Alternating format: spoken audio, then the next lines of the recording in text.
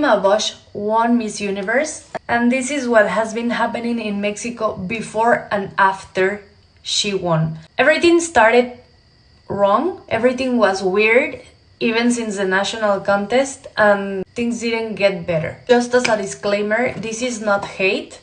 So everything started when she last minute accepted being part of the Miss Universe edition in Mexico. The way she enrolled was unusual. It was very last minute in a way, and they call her, they look for her so she could be in that pageant.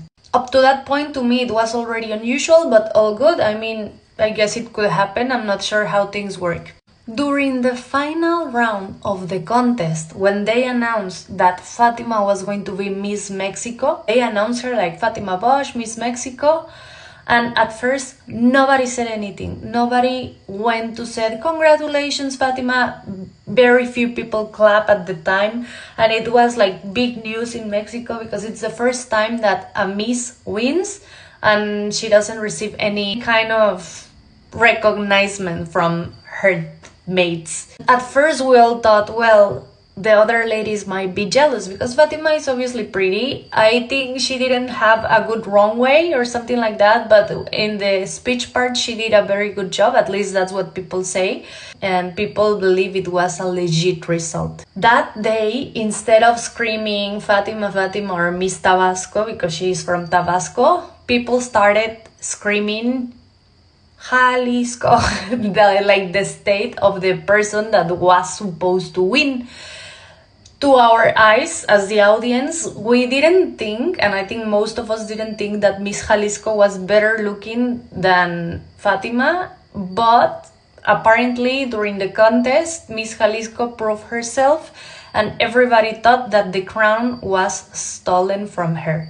To our eyes, Fatima was a very nice girl. She is very religious, so in Mexico that is also very religious. That connected very well with the audience. And I think most of the Mexicans were happy with the results. So it wasn't a big deal. We all just thought that the other misses were kind of jealous maybe, or they had something personal. But personally, I did find it weird because there has been many editions of Miss Universe here and it never happened that before. So I dig in to see but what's happening. And I find out that the dad of Fatima is a very well-connected businessman and that he works in Petróleos Mexicanos. So Petróleos Mexicanos, it's very close with the government, and Pemex, it's like Pertamina in Indonesia, but it's like the Mexican version. So the dad is very well connected. Nowadays, Pemex in Mexico, it's crap. It doesn't work well. It's a big corruption there. Like everything about Pemex, it's corruption nowadays. By that time, I could guess there was something unfair, but I couldn't guess what it was. And until today, I still don't know what happened exactly there. But the girls were angry. Everybody was attacking the other misses, defending Fatima.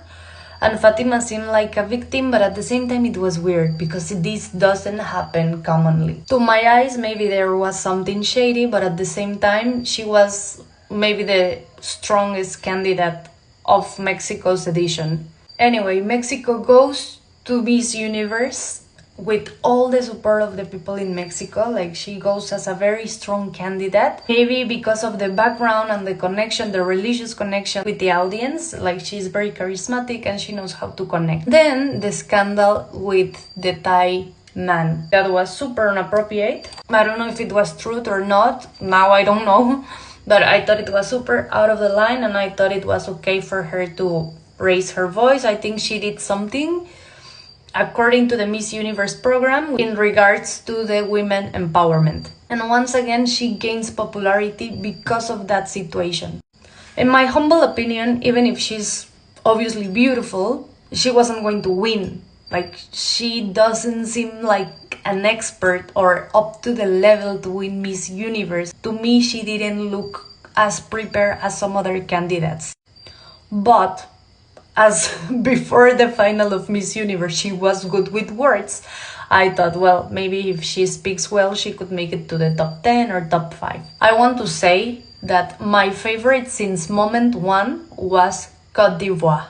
Côte d'Ivoire and Turks and Caicos and Guadeloupe. But Côte d'Ivoire, wow. And what we saw the night of the final round in Miss Universe was a queen. And the queen was not Fatima, I'm sorry to say it, but she was not the queen, it was Côte d'Ivoire. At least to me, Côte d'Ivoire, if not maybe Venezuela, because her speech was so strong. Philippines was also very good, and well, many others were doing a good job, but to me, Côte d'Ivoire.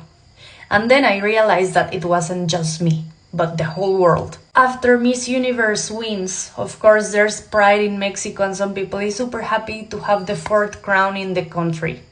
But many others, like me, are not. I'm disappointed. That was not meant to happen. And today, all newspapers, all journalists are talking about this, but not necessarily in a positive way. And this is happening in Mexico, in her country. After digging in with all what Omar Harfush said and other judges, we find out that there is deeper shit in this topic.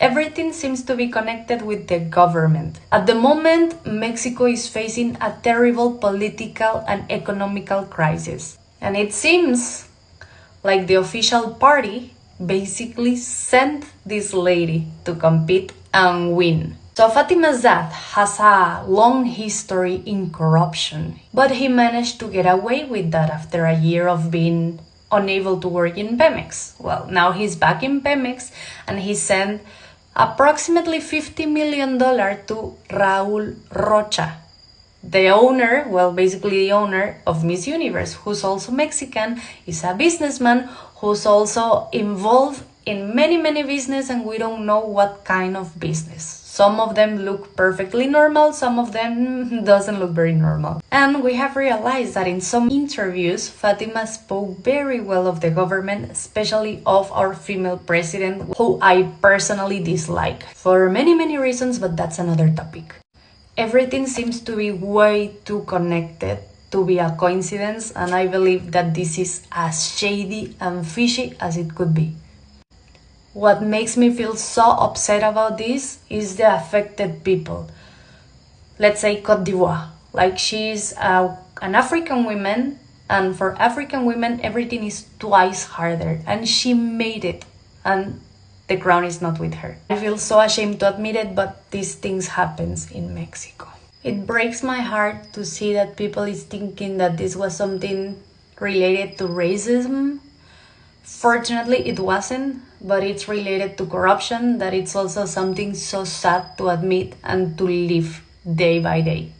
And to my eyes, Côte d'Ivoire is the most affected, but she's not the only one. All the ladies that didn't qualify to the 30 selected were damaged by these Mexican people. Fatima's family, Raúl Rocha, and the Mexican government. Fatima's auntie is at the moment the president of the institute that brings back to the town what was taken away from them.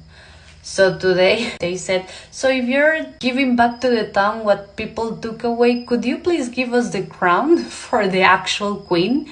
Imagine, like, that's the level of disappointment, anger, shame. We feel ashamed as Mexicans because obviously, I mean, it happened because of the situation in Mexico. I truly hope that there can be justice and that something happens, because we can definitely not continue this way, and especially affecting people that has nothing to do with this crack country. And don't get me wrong, some days I love Mexico, but some days I hate it, and today I hate it.